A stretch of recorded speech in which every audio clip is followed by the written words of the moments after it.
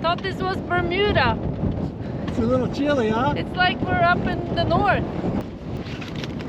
We are at anchor in St. George Harbor in Bermuda. Our next crossing is over to Azores, but we're just waiting for a good weather window. But the seas are not pretty. We're taking down the whisker poles because Frank doesn't think we're going to be using them, so we're going to try to store them to get them out of the way. Can I ask a question, Frank? Sure. Why aren't we just leaving them where they're at? Yeah? Because later they do this number. Bang! Bang! After 2 years of cruising Florida and the Bahamas in our 48-foot trawler, Sea Star, we're venturing east across the Atlantic Ocean and Rosa del Mar, a 70-foot catch. We'll be learning to sail with Captain Frank while visiting Bermuda, the Azores, and the historic Mediterranean coast. So climb aboard and come with us as we go seeking adventure. Are you excited about our upcoming trip? Yeah, of course I'm excited, a little bit nervous. This is the big part of the trip. Getting here from Florida wasn't 6 days, wasn't that big of a deal, but now we've got a couple weeks, and so yeah, it's a little bit more intimidating. Little did we know what was up ahead. Huge, confused seas. We were beating into the wind and waves. Stuck in a washing machine for 18 days wasn't exactly what we had expected. So this is very, very serious. But first, copy that. We will go ahead and head in there, and once we're tied up, we'll walk over to the marina, grab Mark, and yeah, take it from there. Thank you so much for your help. I really appreciate it. We'll step by if you need anything else. Thank you.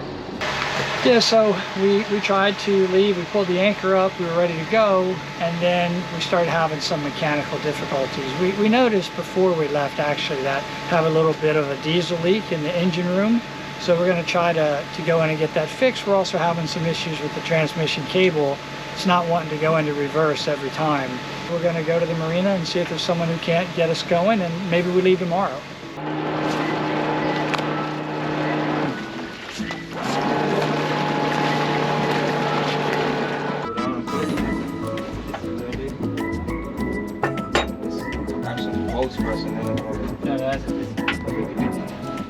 Finally, we get to leave. May the 2nd. May the 2nd. We're leaving for the Azores. Yes. So Darren, the last time I filmed you here, we were arriving at this very spot. Week and a half later. If I threw those passports into the water, we will never leave this island. I have this on film. You're gonna throw our passports in the water? So we never leave this island. You don't want that. No.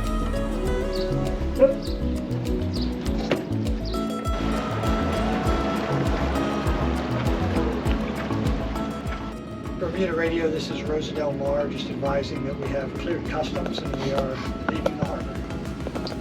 That's all the you confirm your next port of call, please. We are heading to Horta in the Azores, and our estimated arrival day is the 16th of May.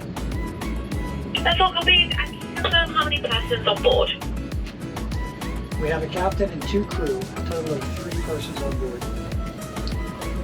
That's all copied, thanks very much. Town clear, you should proceed. We wish you a safe trip. We copy that, thank you very much.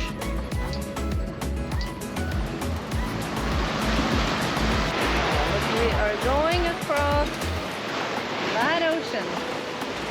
Can you see the Azores town? Way over there. See it? No, not yet.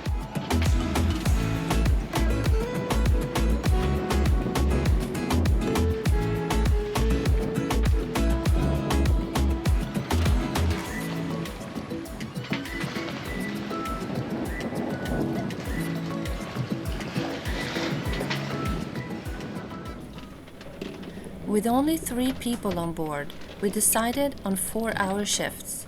With only the captain having sailing experience, Darren and I took the night shifts to give the captain an opportunity to sleep and be rested should we need him for anything. Hamburg Highway, this is Rosa del Mar, over.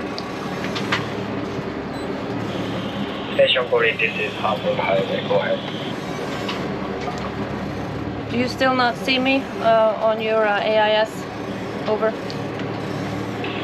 Yes, now I cannot find your AIST.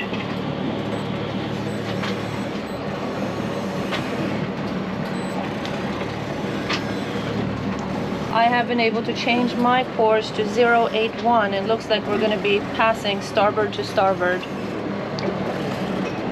Okay, copy that. Now I get your echo. The distance is 18 miles, 18 miles. That's correct, sir. That's what I have too. Over. Okay, thank you. So, anyway, we pass double to start. That sounds good. I appreciate your working this out with me. It's a little scary out here in the dark, and we're just a small sailing boat. Yes, I understand your situation. So, I wish you a bon voyage. Thank you, sir. Same to you. I'll be looking for your vessel when we pass each other. Have a good night. Out. Good night. So that was really scary. I'm just doing my my night watch, and every 20 minutes I get up and I look around and make sure that I don't see any lights, because if you see lights out here in the middle of the Atlantic, that means you're approaching another boat, and it's almost always a big cargo ship or a cruise ship. And I saw one. We were basically on collision course. I did turn on extra lights, and even though he can see us on AIS, it is really nice that we have all these lights that we can turn on. So when we are a little bit closer, I'm sure that he can see us. So we are here during day 5 of our journey. Then you want to give us a little recap? Now we're on the long leg from Bermuda to the Azores, and yeah, it's been, I mean, I guess a quick recap, pretty miserable. Pretty miserable. We don't have any wind. It's just been in our face the entire time, so we've been running with the motor quite a bit. And when you have the motor on, you don't have the sails to kind of balance the boat, so we're rocking back and forth. Monica's joking that she's covered in bruises from being flung against the wall or a table or a counter, and that's yeah, I think we're all kind of feeling that. That's my recap. It's physically exhausting, and it's dinner time now. Unfortunately, I dread having to go make food. Close to falling all the time.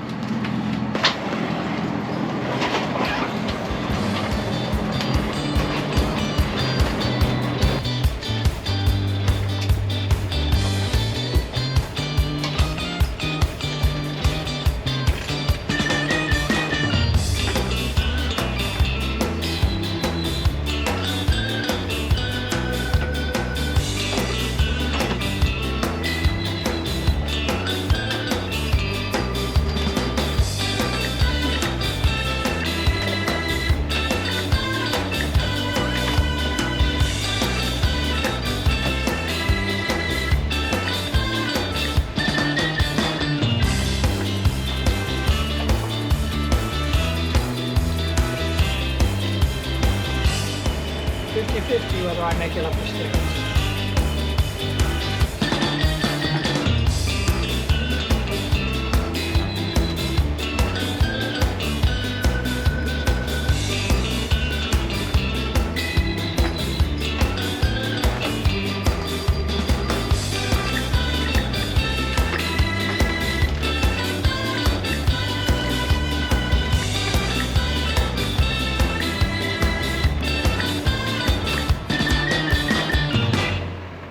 Being out at sea in a confined space is not easy. The rolling of the ship and the consistent banging and squeaking noises added to the stress. This squeaking noise is driving us crazy.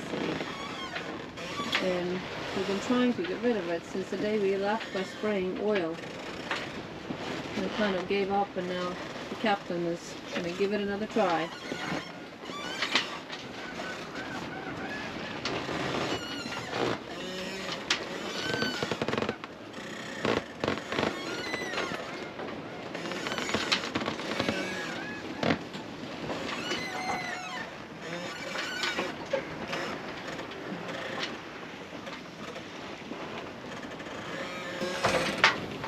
traffic jam. Traffic jam. It's still squeaking. You can't take it off. Then, Go over there and see you can turn the engine on. Now. Keep that one place. literally in the middle of the Atlantic, exactly midway between Bermuda and the Azores, Can you hold this one? No. 750 miles from land in either direction, we lost all power. Monica, what are you doing? Should I try to smile? It's very difficult. I'm hand steering. Our generator broke. Generator broke. And it stopped generating power. Yeah. So now we're hand steering. A broken mainsail was something we had struggled with since we left Florida. It was fixed, we thought, in Bermuda. However, it was still not working properly. It was stuck halfway up, which made hand steering extremely difficult. Lack of sleep and a poor diet did not help either, as I felt the stress of the situation escalating by the minute. Monica just suggested we call Mayday. I don't think we're there just yet.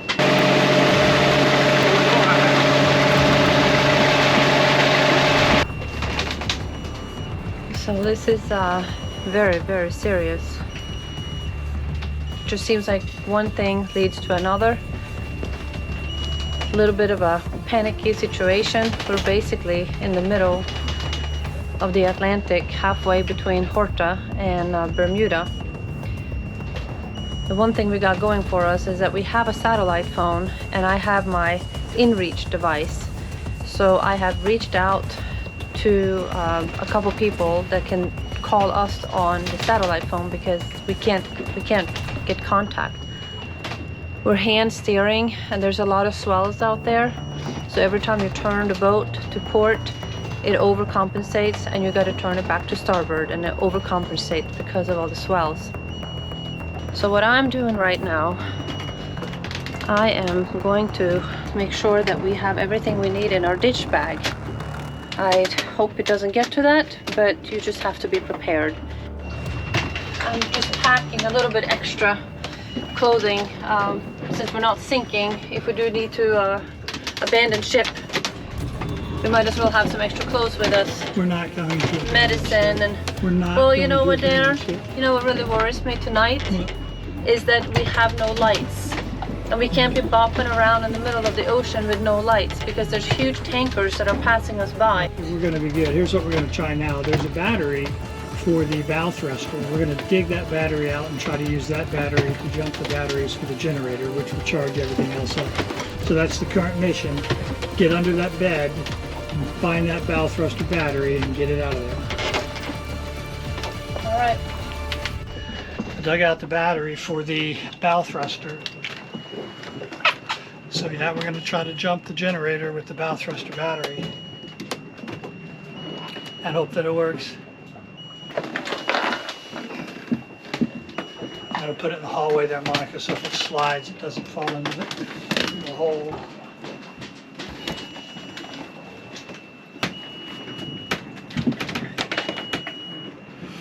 Oh my God. Darren got the generator to go. Good job, Darren. Okay, thank you. So we don't have to abandon ship just yet. Not yet. Oh, it ain't over yet, right? It ain't over yet. This is the first step in recovery. Captain, you need to steer the ship. What? Oh, the autopilot is working. So finally we got the autopilot working. Thank you to your lovely husband. Oh my God. I gotta give it a kiss to my autopilot. The generator working. Oh man, what a relief. A relief it was.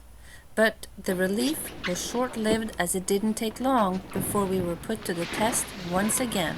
So what happened? Oh, the davit for the dinghy broke. Ugly seas and boat slamming took its toll on our dinghy. We did everything we could to save it. Frank, we're making bad worse, you know what I mean? Just cut the dinghy loose.